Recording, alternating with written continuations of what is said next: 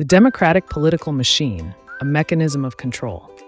Political machines have long been a fixture of American politics, often associated with corruption, patronage, and a relentless pursuit of power.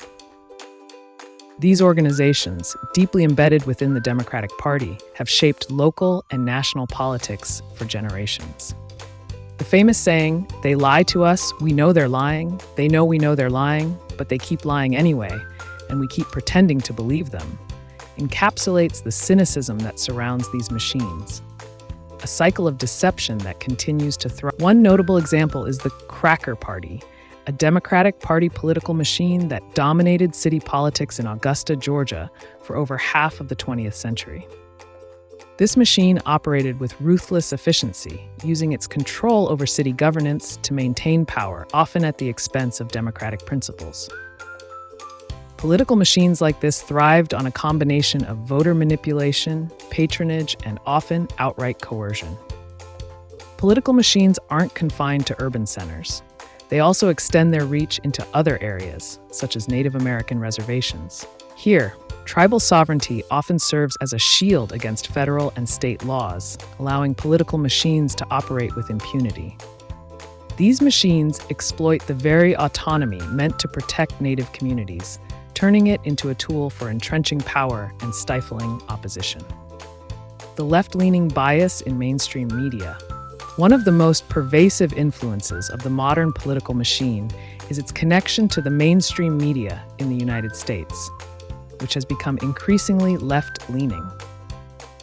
This bias is not a mere coincidence, but a reflection of deeper ideological alignments within the field of journalism. Journalism, much like teaching in public service, tends to attract liberals and progressives. Over the past 30 years, working in and around the government, it has become evident that this leftward tilt is not just about politics, it's about control. Conservatives often focus on commercial success, wealth creation, and economic progress, while those on the left are drawn to positions of influence, roles where they can shape public opinion, control narratives, and guide social and cultural development. This is evident in the ownership and control of major media outlets, which are dominated by individuals with leftist, often cultural Marxist views. Their agenda is not rooted in American values, but in a globalist, socialist ideology that seeks to dismantle capitalism and replace it with a Marxist. This infiltration extends beyond the media and into the government and education system. The indoctrination of children into this worldview begins early, with the government school system serving as a breeding ground for these ideas. The left's grip on academia ensures that these views are perpetuated across generations, creating a cycle that is difficult to break.